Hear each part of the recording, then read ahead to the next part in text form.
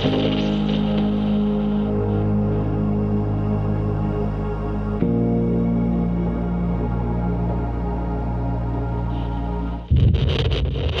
to the program today. We are back with some question and answers. Before we jump in today, I want to remind everybody about our Orlando Prophecy Conference, which is coming up in February 29th. Actually begins on March 1st, but February 29th through March 3rd, we're going to be there with 18 speakers. And so if you haven't had a chance to check that out, go to orlandoprophecysummit.com. It's going to be a great time. Things are happening super, super fast. And if you're unable to join us, then certainly consider joining us through live stream. And you can find that information again at orlandoprophecysummit.com. So Karen, here we are. We have some questions coming up. Today's question: I have a thought about Satan's lying wonders and alleged healings. When reading the book of Job, it seems that Satan can cause all kinds of diseases. My question is, could Satan inflict sickness on people for most of their life and stop at a time to imitate healing? Interesting question. This is a very fascinating question, and I think that one of the challenges that is often missed is when we think about 2 Thessalonians 2. So here we are in considering the 7-year tribulation period, that when the Antichrist comes on the scene, he's coming with deception, but he's also coming with supernatural power. I'll read 2 Thessalonians 2 because it kind of brings us back to this question.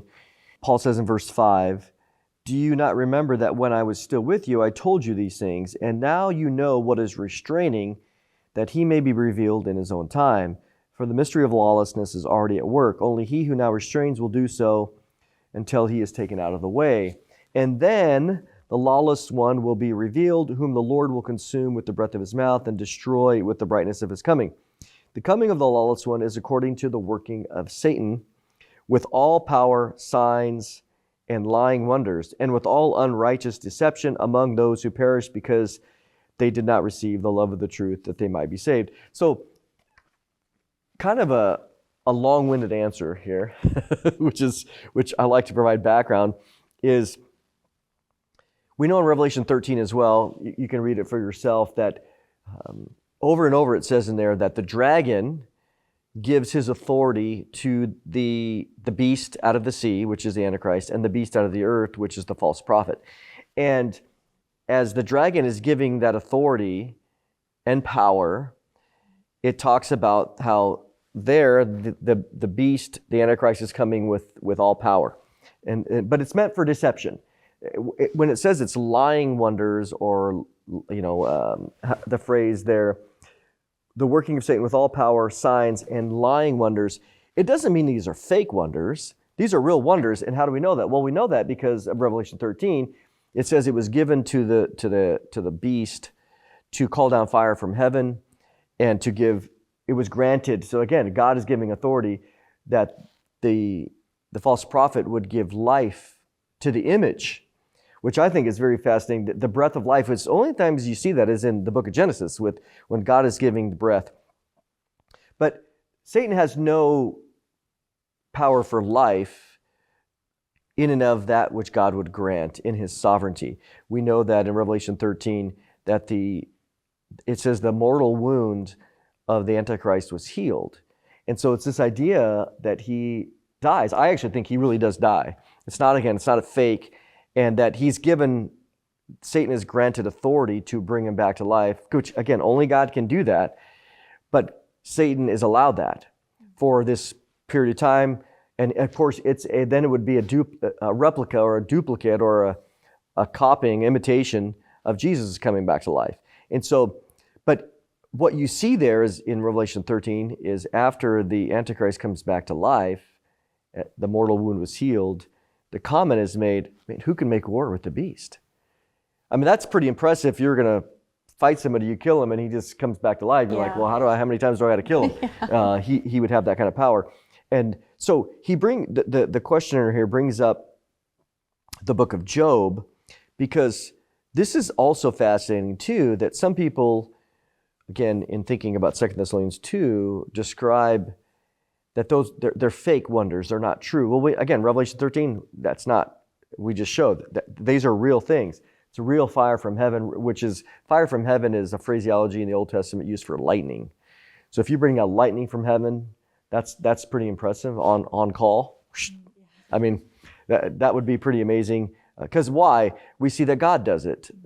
In, for example, 1 Kings 17 and 18 with Elijah and the prophets of Baal, God brings down lightning on the offerings.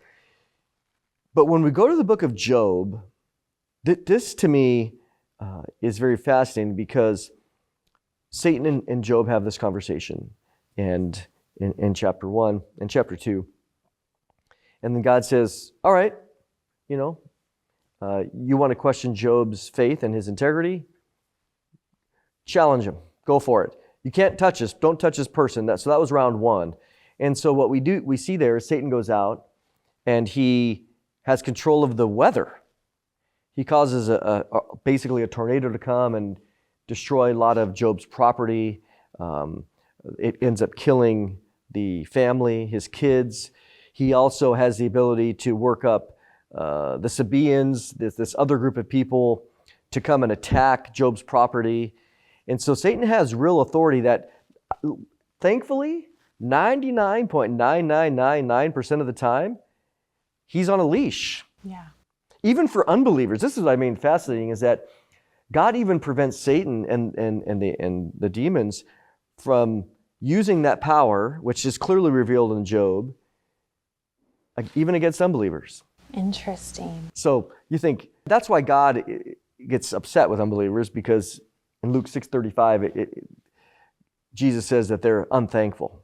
That God is gracious and gives food, but they're still unthankful. So if God allowed Satan to have free reign in his demonic realm, unbelievers would be begging. Well, maybe they wouldn't, because we see it in Revelation 9 that when the hosts of the abyss are let out, they're tormenting mankind for 5 months, and it says that they didn't repent. Mm-hmm. So, but even in that regard, what we're seeing here, the second thing that Job does, or in the conversation in the book of Job, chapter 2, is that God and Satan are talking, and Satan brings up Job again, and God says, "Okay, well, I'll take that bet, because God is very complimentary to Job. There's nobody like him in all the earth." And so he says, "Go ahead, you can touch him. You can take your power that you have, and you can affect his body, but you can't kill him." And so Satan goes and he touches Job's body, and this is where again there's real power here, real genetic physical manipulation, where Satan comes and creates, not out of nothing, but forms out of the pre-existing material, because only God can create out of nothing. He forms boils from the genetics of Job's body all over his body, and extremely painful. So the question here is, if Satan oftentimes causes disease, is he responsible for every disease? No. In the Gospels, we see some diseases are just what they are. They're just the fruit of living in a fallen world. Other times there is a demonic connection, but not always. So, that we don't want to assume that every disease is that way, because it's not, clearly.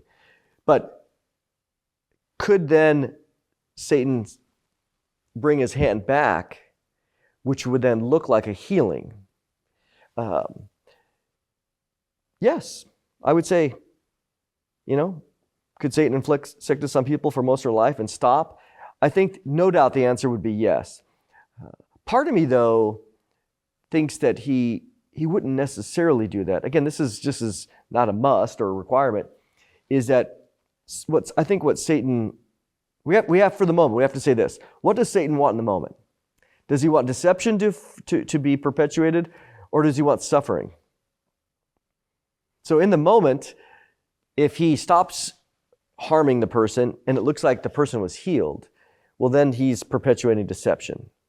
But in the moment, he might want suffering of a person, and so he's going to continue the Job moment of creating and causing the suffering to continue. As Jesus said in John 10, he comes to steal, kill, and destroy. So as we think about this question, it truly would be, what does Satan want for the moment? But could he withdraw the infliction of sickness to show healing? Yes.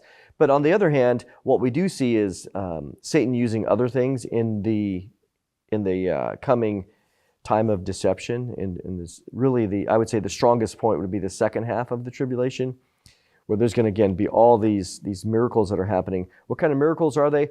I don't necessarily think that Satan is going to go out there and to be healing people. That would seem contrary. Now again, he can, or withdraw at least, but I think he would be more apt to do a miracle that would cause deception and people to put their faith and trust in him. And as we know in Revelation 13 and other passages, people are worshiping the dragon. There's no atheists in the tribulation period. They know God's there, and they either hate him or curse him, or they're worshiping the dragon, or they're taking the mark of the beast, which again is connected to worship. So it's a great question. And also, one last comment here is that if we go to the book of Exodus as an example, Moses shows up, and he's going to show the power of God, and he throws down his rod, and the rod turns into a snake. And the priests, the occultic priests of Egypt said, big deal. Yeah. They throw down their rod and it becomes a snake. I mean, that's real satanic occultic power. But we do know that what happens, Moses' snake eats their snakes. And so it shows God's superiority. And again, they turned the water into blood. So we don't want to ever minimize the power of Satan that he has. But we also never want to minimize the protection that God gives on a daily basis on keeping him on a leash. To me, that is one of the most glorious things ever, that he can do nothing unless he has permission. And in general, this does call on one specific example, Job, in the Bible, and then you're referencing Revelation where the masses are going to be affected. In general, in today's day and age, you wouldn't say that Satan is specifically like targeting individual Christians and individually trying to make one person miserable and sick for long periods of time. Like in general, would you say that's kind of not going to be the case, or do you think that he is specifically targeting? Well, could be the devil's advocate with this question. No, that's a great follow-up, because the fact of the matter is, Satan is the leader of a kingdom. Matthew 12, Jesus says that. I don't think Satan is a demon, but he still is the ruler of the demons. I think they're a lower class in the evil, in the realm of spiritual beings. They're a lower class. But he's still the leader of all of the classes that are a part of his kingdom, whether that's other angels, that's other sons of God. It could be other servant angels, or even are there other cherubim or seraphim that have rebelled. There's a whole bunch of that, gets into a whole other thing. But what I would say is to have Satan himself be interested in a single individual, I don't think any of us are that important. But will his minions, do they inflict like mental illness? And not that all mental illness is demonic, because it's not. Some is just hormonal or chemicals. Right. But are his kingdom out there trying to do physical maladies or mental illness or possessions or oppression today? Absolutely. Yep. Satan himself, you'd have to be really, really special for you to get his attention. Yeah. He would leave it up to one of his underlings, I think. But are they out there doing it? Yes. Yeah. Mm-hmm. That's why prayer works so many ways. It's because God overcomes, whether it's just oppression or even possession or even many sicknesses. Not all. But the first thing I would do for somebody that's sick is I'd pray that the Lord would, if that was connected, that the Lord would bring healing, or that the Lord would just bring healing of the natural consequences of living in a fallen world. Even, every Christian, every human is going to die one day. None of us are going to live forever. So living in a fallen world where these bodies are sinful and are cursed, even though we're saved, the body's going to decay. And all the prayer in the world is not going to end that until the rapture or the resurrection. That's why we're all looking forward to our new bodies. Amen to that. Thanks for joining us today. Be sure to be watching for future questions and answers with Mondo.